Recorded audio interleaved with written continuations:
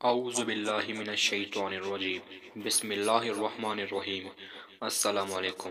الحمدللہ عز وجل، اسلام ایک ایسا کامل اور اکمل دین ہے جس نے انسان کے ہر شعبے میں رہنمائی فرمائی ہے۔ اللہ تعالیٰ نے دنیا میں بہت سے جاندار مخلوقات پیدا فرمائی ہے۔ ان میں سے کسی کو نر اور کسی کو مادہ بنایا اور ان میں فطری خواہشات بھی رکھی۔ انسان بھی اللہ تعالیٰ کے مخلوقات میں سے ایک مخلوق ہے، لہٰذا اسے بھی شہوانی جذبہ دیا گیا، لیکن انسان کو اللہ تعالیٰ نے تمام مخلوقات میں اشرف و اعلیٰ بنایا ہے، اس لیے اسے فطری خواہشات پوری کرنے کا ضابطہ بھی انتہائی اشرف و اعلیٰ عطا فرمایا ہے۔ اگر انسان فطری خواہشات کے معاملے میں اس جائز و اعلیٰ ضابطے کی پاسداری کرے گا تو نہ صرف اپنی امتیازی شان برقرار رکھ سکے گا بلکہ اللہ عز و جل اور رسول کریم رؤوف الرحیم صلی اللہ علیہ وسلم کی بارگاہ میں سرخرو بھی ہوگا۔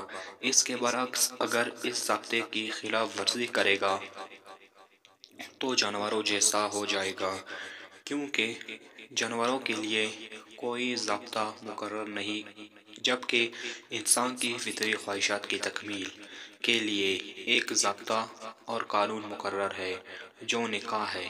لہٰذا نکاح ہی واحد ذریعہ ہے جو فطری تقاضوں کو پورا کرنے کے لیے اسلام نے ہمیں عطا فرمایا اور اس کے ذریعے ہمیں جانوروں سے ممتاز کر دیا۔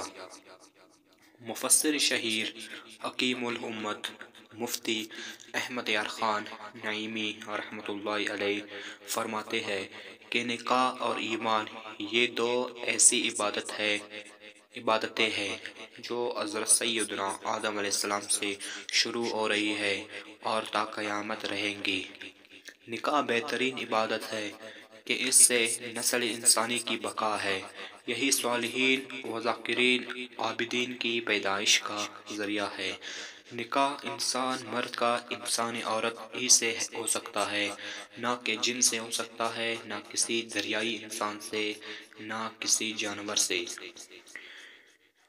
کیونکہ دنیاوی نکاح میں ہم جنس ہونا شرط ہے۔